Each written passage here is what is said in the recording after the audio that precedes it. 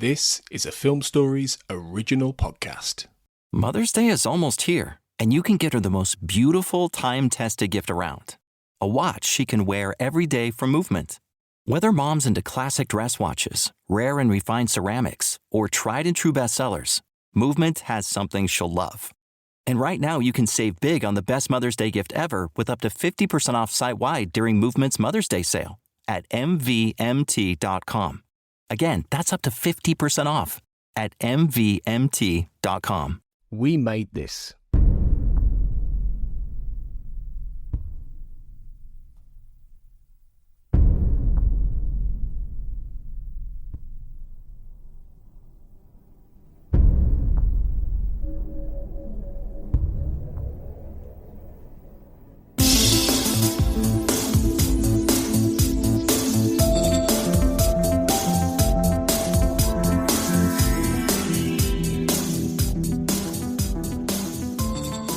Welcome, everyone, to the Xcast. The truth is in here. I'm your host, Russ Hugo, and welcome back to the I Want to Believe Minute, where we unpack the second X-Files movie 1 minute at a time. Today, helping me to explore minute 29, which runs from approximately 28 minutes in, where Cheryl leaves the pool and is followed by the creepy snowplow, to 28:59 as she turns on to the snowy road with all the hay bales. Here to discuss this is Jessica Miskelly. Welcome, Jessica. Thank you. Hello. This has got a lot of good phobias, anxieties. There's going to be some stuff that I think we can draw into the real world here when it comes to things. But before we get to that, I guess the main thing we'll start off is the scene opens with the abductor, and I got to remember the name. I have the actor's name, but I can remember his name. Janka, I guess is his name. Or Dasish, I'm not even going to attempt that, but looks like Janka, played by Colm Keith Rennie, and appears to be a British actor as far as I can tell. Under the water, raises his head out, and then smiles with these over-the-top yellowed teeth, which highlights something I wanted to bring up with you. One of the critiques of the film, one of the things about the film that doesn't work for me is similar to the way that we talked about earlier with Father Ibarra, is really leaning into overly playing up antagonism and things. The abductor and the scientists, they're playing into othering in a way that is a little grotesque considering it's tied to real world stereotypes. It bothers me, or it makes the film a little bit less effective and also a lot more problematic. It doesn't ruin the film. I think understand the context and set that aside and enjoy the things that do work. But it is something that it cheapens it and uglies the film in a minor way. And I don't mean to nitpick it, but I'm curious what your general thoughts are about how this film portrays ethnicity, nationality, gender, race, sexuality. It has a lot of hot button issues, and some things it does fairly well and other things maybe not so well. Oh, as ever, Russ, that is a massive question. Sorry about that. No, they're good. I just never know how to answer them, give them the justice they're due. Look, I feel like I agree with what I think you're saying. This is almost the way the character of Janka and Franz are set up. Yeah, is very othering. It's like the opposite to Humbug and what is the X-Files has made the mistake of doing before, where what is different and what is ugly is what is evil or is the baddie in the show. And that is fairly stereotypical. So I think I see what you're saying there. They're touching on so many issues or dealing with so many issues in this movie that are really, really sensitive. So there's gender, like you've talked about. I don't know how much we should go into that in this minute, but yeah, the fact that Janka is trying to make a new body for his lover, for his husband, I believe, may be wrong there. No, I think you're correct, yeah. in the movie, there is the point made that both males and females are being abducted, but the movie focuses very much on the two female victims. So certainly a critique that has been made of the movie is, why is he giving his male lover a female body? That seems slightly odd.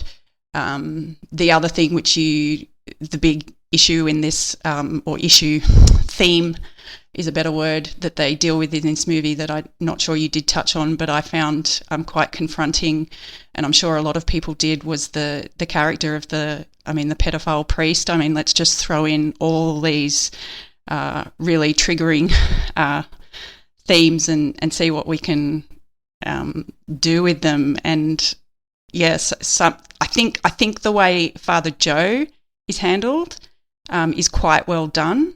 I think the stuff with the Russians, to use your phrase, is just a bit more insensitive and ham-fisted, just because it is more stereotypical. With Father Joe, we definitely have some sympathy for him, but definitely via Scully and via our real-world knowledge, we also feel disgust at his character, and it feels like he is very well portrayed and realistically portrayed in a way that I think the Russian characters are not. No, thank you for that. And I also really appreciate the connection there to Humbug. That really highlights a nice contrast of how things could have played. And I don't mean that all of this was just triggered simply by yellow teeth, but that was something there that jumped out at me. I think it was Darren Mooney who brought this up, so I want to be clear, I'm not the one who came up with this observation by any means, and maybe it was supposed to be obvious for people, but when I first watched it, I didn't make the connection that the film is playing with a real world, or appears to be playing with a real world, more real world interpretation, or would you say a implementation or packaging of the X-Files mythology. And so that makes the abduction and the focusing on the women abductees make more sense. If that's what they're trying to go back to the X-Files mythology, which was dealing primarily with the exploitation of women's bodies, like with Scully and all the other abductees, and instead doing it in this context. So I understand why that would work on that level, and I think that's interesting.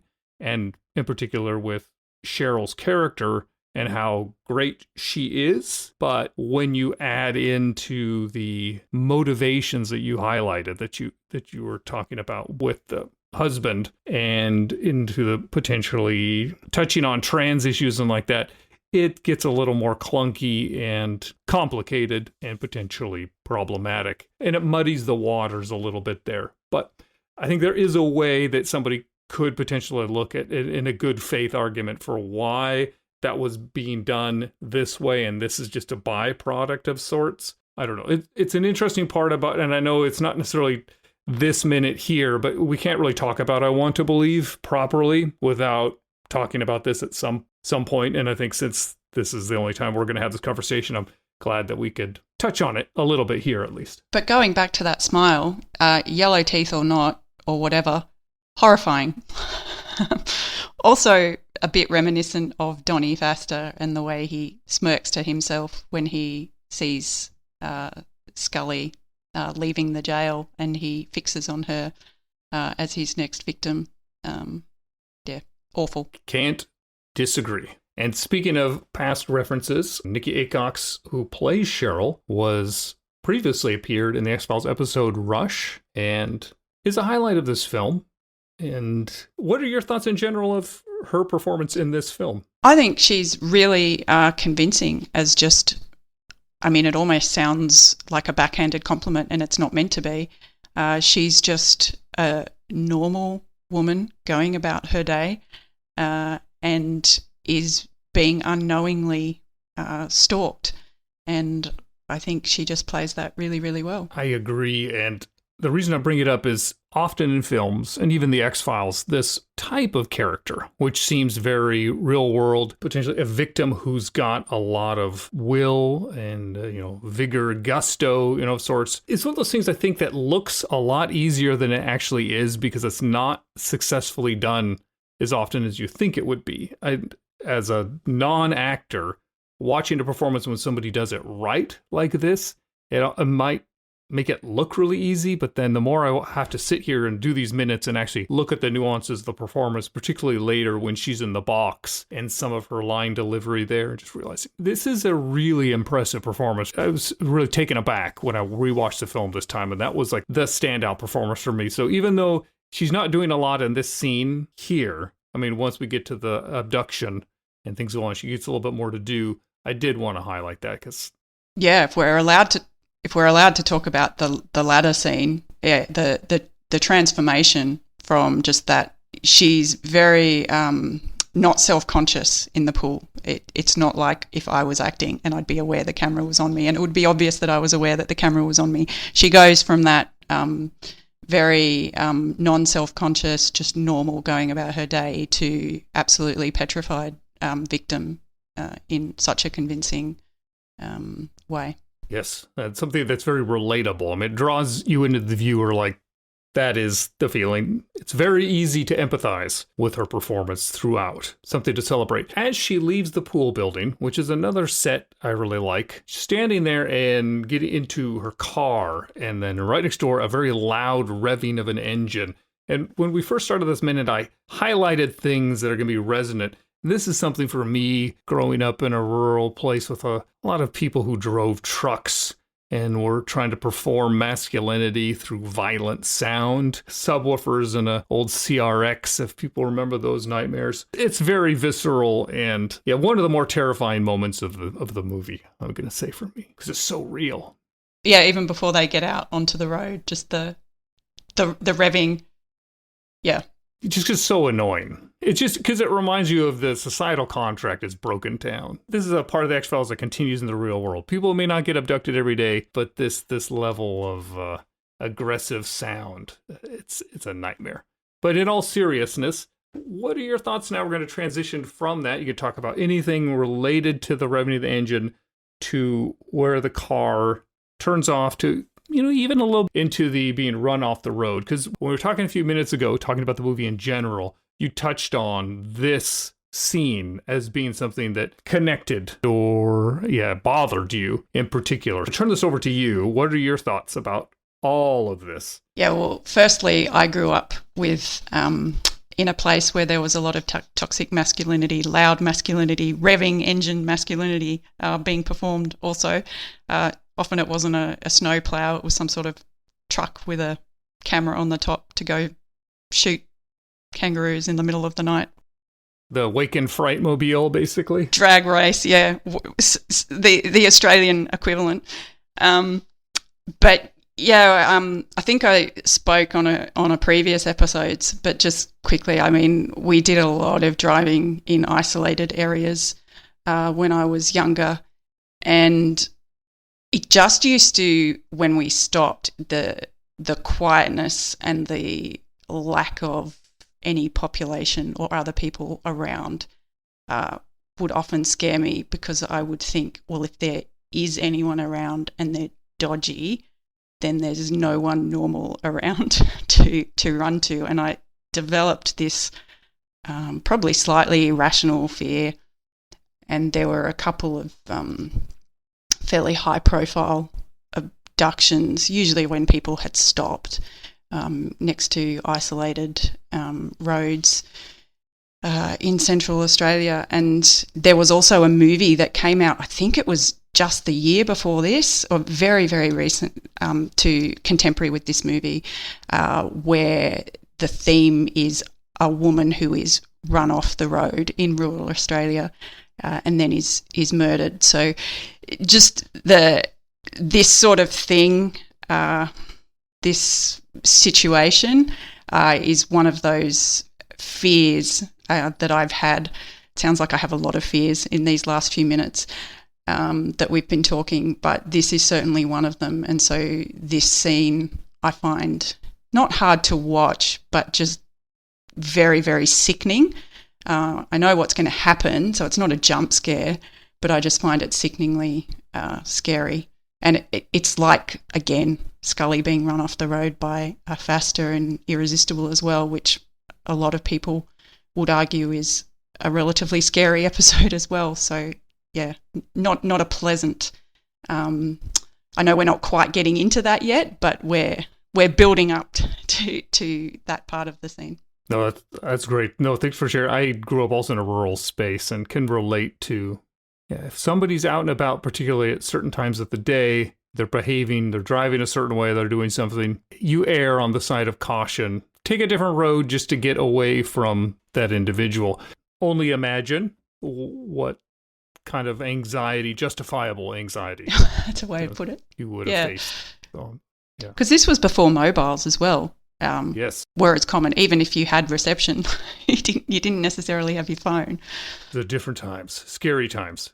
I know we got to wrap up this minute really quick, but you had some really good notes that you shared beforehand that I think it'd be fun to touch on.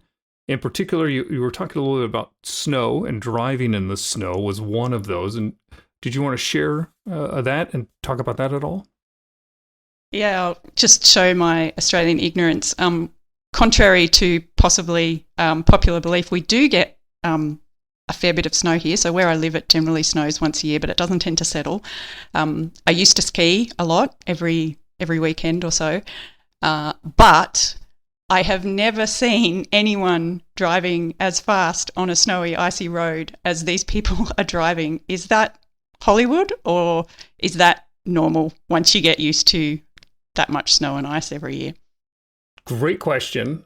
And I think this is normal from my experience. And the reason is that where she's driving is flat and the snow is fairly soft and not too icy. So it's crunchy and grippy.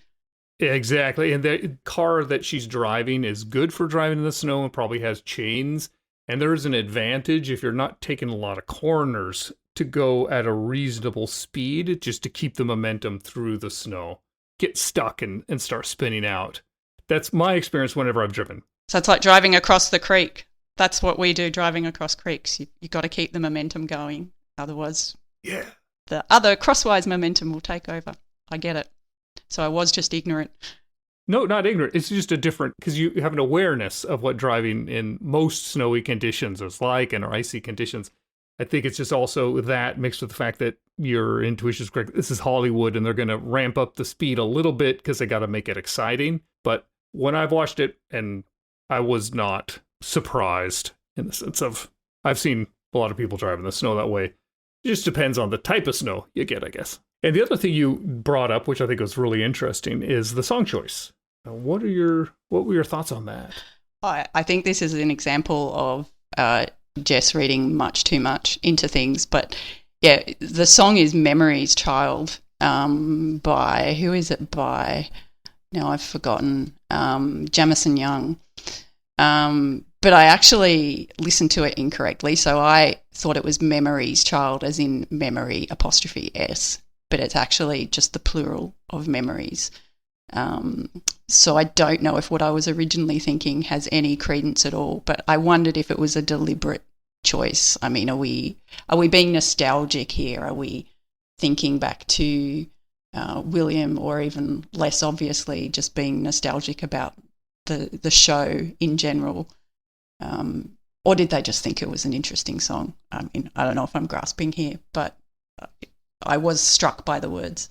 It's a fair observation, and considering how the X-Files has worked in the past, and as we touched on in previous minutes, maybe certain names and other associations and the way Carter writes, why not? It could be. There are so many songs that could be selected. Why this one? Could just be random, but maybe not. So I think it's a fun observation. Any final thoughts before we wrap up? I don't think so. I think watching this movie, and in particular these last few minutes more closely, has made me appreciate the movie more for what it is, and I think it is unfairly maligned as a film, even though I do see that it has lots of faults. So yeah, thanks for having me on to talk about it. Thank you, and thanks to the X-Cast folks for letting us both be on. So with that, do you have any social media or any links or projects that you want to share with folks before we go? I'm a bit of a social media avoider. I am on Facebook and Twitter, but I tend to just lurk and mainly hang around in groups. So I'm in the X-Files basement. My handle is JT Miska, so JTMISKE. Terrific. Facebook is generally a nightmare and a waste of time, but the XCast basement is it's pretty much the only reason I still have a Facebook account. That says how great it is, that it's allowed me to retain it, even with the evil horror that is Meta. Once again, how great the XCast community is. And I'm thankful to be a part and everybody's wonderful patience.